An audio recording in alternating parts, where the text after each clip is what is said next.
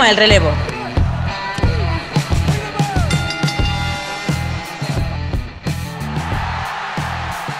Bienvenidos un día más a Hot Tag, yo soy Santiago Tomasi y hoy en la Wrestling Live vamos a hablar de la figura de una de las luchadoras más importantes de este siglo en Estados Unidos. Entrenada en Japón, fue una de las figuras más importantes durante el inicio de las Knockouts y se retiró el año pasado. Me refiero obviamente a Awesome Kong. Recordad que podéis suscribiros, darle a la campanita y seguirnos en Twitter en @HotTagYT. Repito, @HotTagYT. Y es que Awesome Kong es una figura que dentro del mundo del wrestling es mucho más importante de lo que parece. Primero, su físico es totalmente distinto a lo que estamos acostumbrados en las peleas femeninas. Era una bestia física más cerca de los powerhouse que de las divas o de las estrellas de esta época en Estados Unidos. Pero es que luego todo lo que hizo en Estados Unidos fue la demostración de que no hacía falta buquear a las mujeres de una forma distinta debido a que el booking masculino podía funcionar a la perfección. Además, es una figura que ha traspasado el propio negocio, llegando a ser actriz y participando en la conocida serie Glow, irónicamente también de wrestling. Como siempre, vayamos al principio, y es que Kia Stevens nació en Carson, California, el 4 de septiembre de 1977. Cuando era joven, trabajó como trabajadora social en la propia California y además empezó a interesarse por el mundo del wrestling, especialmente por la figura de Lita. En 2002 participaría en un reality en el cual el objetivo era bajar de peso para poder ser wrestler. No obstante, después de participar en ese reality, lo que ocurrió fue que se interesó por ella una escuela, mejor dicho, de wrestling como era la Hard Knocks en California y empezaría a trabajar con ellos. Lo que pasa es que no llegó ni siquiera a acabar el año allí, ya que se interesó por ello All Japan Women's Pro Wrestling, la hizo un tryout, la joven sorprendió a los scouts y se fue directamente a Japón en 2002. Y en Japón no es que hubiera muchas dudas con ella, debido a que ya empezaría a trabajar en una empresa importante como es All Japan, como habíamos comentado, entraría en acción en octubre, era una novata. La luchadora se formaría en parte vital de la empresa, era muy agresiva, tenía mucho talento dentro del ring y por ello decidieron darle un push. ¿Ese push cuál fue? Pues que en 2003, por ejemplo, ganó la Japan Grand Prix. En 2004 era campeona mundial, además ganándole en Korakuen Hall el 4 de enero, es decir, una de las fechas más importantes en el wrestling japonés y uno de los lugares más importantes. Empezaría a participar en DDT, empezaría a participar en GAEA, haciendo equipo con ella que estuvo con ella hasta que acabó prácticamente la empresa, que cerraría un año después. Conquistaría el título mundial y duraría 4 meses, lo perdería ante Ayako Hamada. Kong empezaría a ser una leyenda en Japón, participaría en todas las empresas, tendría algún pirito como hemos dicho en DDT y en otras empresas, y en 2005 debuta en Noah, sí, la histórica Noah, y en Hustle. En Hustle era una figura totalmente importante, totalmente clave, e incluso pelearía dentro de la división tag que había, que era masculina. Conquistaría los títulos tag incluso, aunque luego los perdería, curiosamente, contra Team CD, al cual volvería a encontrarse al año siguiente. Pero la primera vez que peleaban en Estados Unidos de 2002 sería en ese 2006 y sería en Shimmer. En Shimmer, la nueva empresa femenina que la empezaría a buquear de forma regular. En 2007 siguió peleando en Japón, se coronó como campeona de AWA y en primavera volvería a Estados Unidos, donde se coronaría como campeona de NWA derrotando a Michi. Hasta aquí bien, vuelve a Japón, gira por Reino Unido, básicamente está empezando a tener cada vez más el estatus de una leyenda indie. ¿Qué es lo que ocurre? Que como campeona de NWA participa en un tag team de Ring of Honor y TNA decide firmarla ahora que está intentando desarrollar su división Knockout. Impact además le quiere poner a la cabeza a TNA de su división y ¿qué es lo que hace? La nombra como heel evidentemente y aplasta a Gail Kim en su debut demostrando que es un talento extraordinario. Hasta aquí todavía participaba con el nombre de Amazing Kong, el mismo que habría tenido en Japón. Después, a partir de la segunda semana, le cambiarán a Awesome, que sería el nombre que le queda hasta el final de su carrera. Kong nunca saldría con el título de NWA en TNA debido a las empresas contractuales, a las disputas contractuales, pero era curioso ver a ella con ambos títulos, que técnicamente tenía uno y podía ganar el otro. Kong no se coronaría como la primera campeona, debido a que le dieron ese título a Gail Kim, entra en una rivalidad, el primer combate 1 contra 1 acaba en descalificación, el segundo lo gana Kim por sorpresa, pero el tercero, y con la ayuda de su nueva manager Raisa Said, Awesome se corona finalmente como campeona en un Impact normal. Tras ello tendría los dos títulos. Entrarían en un feudo contra Gail Kim y ODB, con ambas luchadoras siendo las faces que querían ir a por ella, pero acabaría perdiendo el título en abril, el de NWA en realidad. Básicamente la empresa vio que con el contrato en TNA, pues el título más importante era el de TNA y NWA le quitó el cinturón, se volvió a dar a Michi. Kong seguía prestando en TNA y montaría un concurso. ¿Cuál era este concurso? Que después de arrasar a todas las faces que había en la división, pagaría 25.000, si le consiguen derrotar, daría $25.000 a quien le ganara y el título. En esta especie de ¿quién puede conmigo? Pelearían múltiples mujeres de la escena independiente. Daphne, por ejemplo, estaría aquí, pero finalmente quien se llevaría el gato al agua fue una luchadora que lo intentó en varias ocasiones, Taylor Wilde. Taylor Wilde básicamente era una mujer normal, americana, rubia, valiente y guapa, que se enfrentaba a la poderosa enemiga extranjera que solo quiere destruir. Extranjera pero de California. Bueno, recordemos que siempre se la ha vendido como de Japón. Pero básicamente ese era el feudo y lo gana Taylor Wilde. Tras ello, se mantendría en esta rivalidad y en Victory Road volvería a ganar Taylor. Entraría en una rivalidad aún así que destruye a todos sus oponentes y en Bound for Glory se vuelve a coronar como campeona, se une a ella Raka Khan formando el Contour Age. Asuka sigue controlando TNA sin piedad, aún así tendría una sorprendente derrota por descalificación, eso sí, contra Christy Hym, y el título lo tendría en el arranque de 2009. Pero en el arranque de 2009 tendríamos el primer feudo donde Kong pasaría a ser face. Básicamente entró una rivalidad con Beautiful People, los cuales querían cortarle el pelo y así hacerlo como el makeover este clásico que hacían las chicas. Evidentemente no lo consiguieron en un primer momento, finalmente sí lo consiguieron pasando a Kong a ser face y en Lockdown conseguirían recuperarle el título, se lo quitó Angelina Love debido a que la consiguieron atar a la jaula mientras que ella hacía el pin. Kong destruiría todas las partes del stable en stretcher matches, salvo a la propia Love que retendría el título. Kong entraría en un combate que hubo en un torneo por coronar a las primeras campeonas tag, pero Said no le ayudó y en semifinales perdió. Tras ello y una pelea por titular contra ODB que perdería Kong una vez más, Said acabaría siendo la culpable de esa derrota y Kong la atacó destrozándola sin piedad en un combate. Entraría en un feudo con Tara, ante la cual perdería en Turning Point y alejada del título mundial, lo que haría es coronarse como campeona por parejas junto a Amada justo en el inicio de 2010. Este reinado sería prácticamente lo último que veríamos de Kong en TNA. El motivo de ello es que, como ya sabéis, ese año empezó con una noticia muy triste, que fue el terremoto de Haití, y Kong fue una de las encargadas de intentar de recaudar fondos entre wrestlers para apoyar a las víctimas. Y entra una de las personas más asquerosas que existe en este negocio. ¿Quién? Bubba the Love Sponge. Básicamente Sponge se estaba riendo de todo lo que había pasado en Haití y tal, y Kong le dijo que se fuera a la mierda. Y básicamente tuvieron un altercado en backstage. Este altercado provocó que Kong fuese enviado a casa y que no participara en los tapings, hasta aquí todo más o menos normal, y ella pidió que le dejasen ir. No la dejaron ir y básicamente TNA le dijo que tenía que estar en el show de Reino Unido, en el viaje a Reino Unido. Ella dijo que no, y finalmente fue despedida y desposeída del título. Kong comenta que no fue un tema personal, como insinuó TNA, sino que fue un tema de la gerencia. Básicamente el reinado Hogan había empezado con gente como Bubba de los Sponge tomando poder y ella no quería trabajar para esa gentuza, por tanto se marchó. Debido a ello, durante todo ese 2010 aparecería en Ring of Honor, tendría una especie de rivalidad con Sara del Rey, estaría peleando por las indies, hasta que a final de año firma por WWE y firma bajo el nombre de Karma. Es tremendo porque Karma pelearía un solo combate en su carrera en WWE. Ella tiene muy buenas palabras hacia la empresa, pero su recorrido por la misma fue bastante corto. El motivo, por cierto, no fue para nada culpa suya, y es que empieza el año y va a debutar en abril. Debuta en abril y va a entrar en una rivalidad prácticamente al día 1 con Michelle McCool. Está atacando a la ex campeona tanto en Raw como en SmackDown y de repente en un combate tag, Kong se pone a llorar. El motivo lo explica la semana siguiente. Karma está embarazada, es decir, Son Kong está embarazada, no va a poder pelear, se tiene que marchar. Vale, hasta aquí todo más o menos normal. Por desgracia no tiene el hijo, según informó la propia Kong a posteriori, sufrió un aborto, pero deciden que participe en el Rumble del 2012 como mujer, la tercera mujer en hacerlo.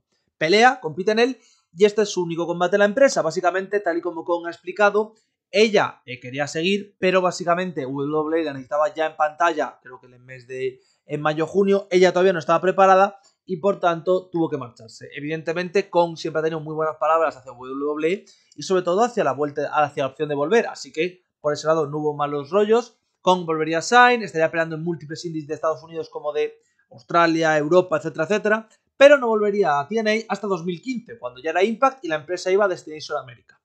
Su primer feudo fue contra Havoc, el cual ganaría, y entraría en una rivalidad con Terry Terrell y con todo Dollhouse, intentando pelear por el cinturón que tenía Terin, por todo eso, por la belleza, etcétera, etcétera. Se volvería face, haciendo un equipo con Gail Kim, e incluso entraría en una especie de rivalidad con Late Tapa. Pelearía las World Title Series, donde llegaría a los cuartos, se transformaría en la líder de Dollhouse cuando Terry Terrell decidió marcharse de la empresa, pero su periodo en esta empresa también fue corto. El motivo de ello fue muy similar al de 2010-2011. El de 2010 fue básicamente lo de Bubba de los Sponge, aquí es Reby Hardy. Reby Hardy hizo una serie de comentarios faltones sobre ella y ella le golpeó, por tanto fue despedida. Kong seguiría peleando aún así, volvería a la escena independiente, volvería a Japón, estaría en el 30 aniversario de ella, porque son muy compañeras y muy amigas, trabajó en Glow, que es donde participaría en la serie, y finalmente en 2019 debutó en All Elite. empezó a ser aliada de Brandi Rhodes, lo cual mal, y formó posiblemente el peor stable que ha existido nunca en All Elite, Nightmare Collective, donde estarían ella, Brandi, Mel y Luther. La luchadora se marchó a grabar Glow y básicamente el Stables cayó, por suerte para todos. Finalmente, en junio de 2021 acabó su contrato con la empresa. Takan decidió que no iba a renovarla. Participarían en Power en agosto, haciendo el salve de Gail Kim indicando su retirada, y su última aparición pública ha sido en Impact, donde fue recibida como parte del Salón de la Fama de la compañía. Y ahora vamos un poco con qué ha implicado a Awesome Kong a nivel wrestling. Pues que literalmente era la primera mujer abiertamente distinta. Es decir, si habíamos tenido en los 90 alguna figura, sobre todo la propia Aya Kong, que tenía cierto nivel, tenía cierta diferencia y que era distinto al resto del mundo. Pero el resto de luchadoras eran básicamente todas más o menos iguales, establecidas, que trabajaban igual, alguna high flyer, alguna tal, pero no había powerhouses. ¿Por qué? Porque las powerhouses básicamente eran mujeres que eran exactamente igual que el resto, solo que normalmente afroamericanas. Esto pues suena a broma, pero Jacqueline, Jazz, etcétera, etcétera, la única diferencia que tenía entre su cuerpo y un cuerpo de, por ejemplo, Trish Stratus, Lita, son negras, por lo tanto son fuertes, son duras. Esto era un problema. Con Awesome Kong lo que se dice es, que no todas las luchadoras tienen que pesar 60 kilos y medir 1,60. Awesome Kong mide 1,80 y pesa 120 kilos. Es cierto que ha ido adelgazando, sobre todo por problemas de salud, como es obvio y siendo algo positivo, todo lo que estoy diciendo ahora mismo, pero Awesome Kong dominaba en el ring y hacía que los combates fueran tremendamente entretenidos. Además, sus moves no son los típicos moves. Recordemos que había pocas luchadoras que hicieran una powerbomb o que hicieran un side suplex. Ella lo hacía. Y sobre todo, ella dejaba que se lo hicieran. Gail Kim, ODB, todas aprovecharon enormemente de trabajar con una luchadora tan grande, tan física, que les hacía lucir como estrellas y su toque les hacía lucir como si fueran grandes luchadoras que podían llegar a. Obviamente esto no es lo único que hay, ¿vale? Y luego hubo mucho más trabajo, y luego Gail Kim, por ejemplo, desarrolló mucho más su personaje, ODB no, pero funcionó, pero Kong era el catalizador. Sin una Awesome Kong, si alguien quisiera ese papel de heel totalmente salvaje y totalmente fuera de lugar, no habría dado a ese crecimiento. Evidentemente en su carrera hay mucha mala suerte, porque lo de Impact está muy bien, pero luego te encuentras con la dinastía Hogan. Es más, su despido es una demostración de por qué Hogan y sus amigos fueron abiertamente imbéciles. No estamos hablando de que discutió con ellos por un tema de una broma de Hogan o de un comentario tal. Estamos hablando de que ella, como luchadora y como trabajadora social que había sido, estaba intentando recaudar fondos para la gente de Haití después del terrible terremoto que sufrieron y de los muertos que hubo. Y Sponge se dedicó a reírse de ellos en directo, reírse de la gente que había sufrido ese terremoto. Es un absoluto imbécil. Bubba Love Sponge siempre ha sido un imbécil. Bueno, pues quien acaba fuera es ella y no Sponge. ¿Por qué? Por Hulk Hogan. No, pero Tom, por Hulk Hogan. Ya está, ese es el problema. Y luego lo de WWE, ella no guarda rencor a la empresa, obviamente. Pero es que es un timing horrible. Es un timing horrible su fichaje y que posteriormente está embarazada. Es un timing horrible su debut y que luego mentalmente ya no pueda volver. Es todo un timing horrible y es una demostración de que a veces hay luchadoras que no funcionan en una compañía, no porque la compañía no quiera, no porque ella no quiera, sino porque las circunstancias lo impiden. Aún así creo que Awesome Kong es una de esas figuras que siempre ha estado ahí como una figura tranquila, de apoyo, etcétera, etcétera. Y evidentemente su tercer gran paso, y el paso por el que algunos fans la conoceréis, es el paso por All Elite. No voy a andarme con chiquitas, el paso por Elite es horrible. Básicamente Awesome está muy cascada ya en ring, viene además de ser actriz, por tanto viene de estar con mucho ring rust, y el problema es que en aquel momento la división no era interesante y sobre todo la habían puesto junto a una luchadora que yo sé que hay gente a la que le gusta, no es mi caso, como es Brandi Rhodes. Por tanto, el trabajo ya era muy complicado y no consiguió ponerse over. Que no la renovaran este año era totalmente lógico. Aún así, creo que es lo que demuestra el fichaje de Awesome Kong. Era como, ¡buah! Han fichado una luchadora de las mejores del mundo. A pesar de que llevaba ya varios años sin pelear. Porque Awesome era eso. Awesome era la mejor en lo suyo. No había nadie que pudiera trabajar mejor. Y sus dos pasos por Impact, incluyendo el segundo, que es bastante más difuso, por todo el tema de Destination America, por todo el tema de The Dollhouse, funciona por lo mismo. Porque luce genial. Y obviamente, aquí tenemos una vez más la demostración de que, a pesar de que muchas veces se nos olvida, las knockouts siempre han sido parejas de baile muy buenas para todas las luchadoras. ¿A qué me refiero? Por ejemplo, Taryn Terrell cuando salió de WWE no sabía pelear. Taryn Terrell en TNA, más allá de que haya gente que no le guste, sabía pelear y era una buena luchadora. Por otro lado, Taylor Wilde es una luchadora súper limitada, sus combates con Awesome Kong se vendían prácticamente solos y sobre todo hacía que la gente se interesara por ellos. La premisa era muy fácil, básicamente es, ya lo he dicho, mujer americana, valiente y aguerrida que se enfrenta con todas sus fuerzas a una supervillana extranjera. No es difícil, no es complicado, no es algo que vayamos a descubrir de repente que esto es la Coca-Cola, ¿sabes? En plan de, ¡wow! ¿Cómo no habíamos visto esto? Pero es efectivo. Y muchas veces a la gente se le olvida que lo que tú necesitas es que algo sea efectivo, no que algo sea muy bueno. Y pues si es efectivo, funciona. Y eso ha sido siempre con una mujer súper efectiva que sabe muy bien cómo trabajar el ring, que sabe cómo hacer lucir a sus oponentes. Evidentemente, cuando hablamos de Kong, estamos hablando de una era donde el wrestling femenino no es tan importante y entraríamos en otro debate que es el debate tradicional de pero es que las luchadoras no están al mismo nivel que los luchadores, a nivel técnico, a nivel tal, porque no han tenido el desarrollo de los luchadores. ¿A qué me refiero? Awesome Kong está 5 años peleando en Japón de forma regular y siendo una estrella allí, en el país nipón. Vale, ¿por qué cuando llega a Estados Unidos no es capaz de replicar combates que han tenido otras personas que han estado en Japón tanto tiempo, etcétera, etcétera? Uno, porque el nivel medio es más bajo. Dos, porque el tiempo es más corto. Awesome Kong de media en sus combates tenía 3-4 minutos. Sea victoria o sea derrota. Es más, lo más sorprendente que tenemos de la división Knockout de ese 2007-2008 es que eran combates relativamente largos. Es decir, había combates de 10 minutos, había combates que casi llegaban al cuarto de hora, no más, pero llegaban a eso. Y eso para la época era revolucionario. Evidentemente con ese tiempo se puede hacer mucho menos que en un combate de media hora, en un combate más largo, más técnico, y Kong lo aprovechaba. Pero Kong era capaz de dar combates más largos, y esto es lo que a mucha gente se le olvida. Porque tú veías su tamaño, su peso, y pensabas, no, bueno, es que no puede dar combates largos. Sí los podía dar, tenía el físico para ello. Es más, recordar que uno de los símiles que había con ella, aunque no fuera exactamente igual, era que tenía ciertas cosas de Vader, sobre todo en movilidad. Eso implica lo bueno que era, eso implica el talento que tenía. Y su retirada es una retirada que creo que es bonita por donde se retira. Se retira en NWA, evidentemente en NWA donde ha sido campeona, pero sobre todo donde están sus amigas. Está Terin, está Mickie James, bueno, Mickie James llegaría después, pero se sabía que estaba ahí de productora, está Gail Kim, estaba la gente que ella quería. Y luego recibe el honor de ser una Hall of Famer por parte de Impact, más que merecido, porque es una de esas figuras que, junto a la propia Gail Kim, demostró que tenía la capacidad para ser más allá, ser más grande, estar más arriba de lo que parece. Y resulta muy curioso el pensar cómo esta gente, Gail Kim, Awesome Kong, son estrellas, han hecho la primera vez de muchas cosas, ser las primeras que han pelado en una Steel Cage, ser las primeras que han cerrado un Impact, ser las primeras que han cerrado un pay-per-view, haber tenido combates que no habían existido nunca como un Last Man Standing, y se nos olvida. Y no nos acordamos. Y estamos constantemente con la revolución femenina, que es muy importante en WWE o en All Elite, o que necesitan más tiempo, que tal o que cual. Y curiosamente, una Impact que no era el mejor producto del mundo, una Impact que tenía muchos problemas, daba ese tiempo a las divas. Bueno, a los knockouts, perdón. Y no se lo daba de una forma sexual o de una rivalidad solo por el título. Es más, sabéis que estamos viendo ahora mismo 2008. En 2008 la rivalidad principal sí que era Gail Kim, ODB y Awesome Kong por el título. Pero teníamos a Beautiful People enfrentándose con Roxy Labo fuera de la escena titular. Pero teníamos otro tipo de movimientos. Incluso entre las retadoras había más movilidad. Y eso, que en 2008 fue súper revolucionario, es curiosamente una de esas cosas que tuvo bien Russo y que Kong aprovechó muy bien. Pero fue una de las cosas que Kong, en cuanto vio que se lo iban a cargar, dijo, yo aquí no sigo. Es decir, cuando vio The Bubba de Love Spawns, cuando vio esas clases de burlas hacia obras sociales que para ella eran importantes, dijeron, yo aquí no quiero estar. Yo aquí no quiero estar porque esto me importa a mí. Porque yo soy una persona y tengo una conciencia. Y eso que hizo Kong, de decir, yo me piro a mis películas, eso es una demostración de tener mucha más conciencia de la que tiene mucha gente. Porque todo el tema de Haití es evidente que a ella no le afectaba de primera mano. Ella no es haitiana, su familia no es haitiana. Pero ella es alguien que está haciendo de trabajo social en California. Para el que no lo sepa, California, por desgracia, es uno de los estados que más pobres son. A pesar de tener mucha gente rica, tiene mucha gente pobre, mucha gente adicta, mucha gente con problemas serios y mucha gente que no llega al umbral mínimo de pobreza.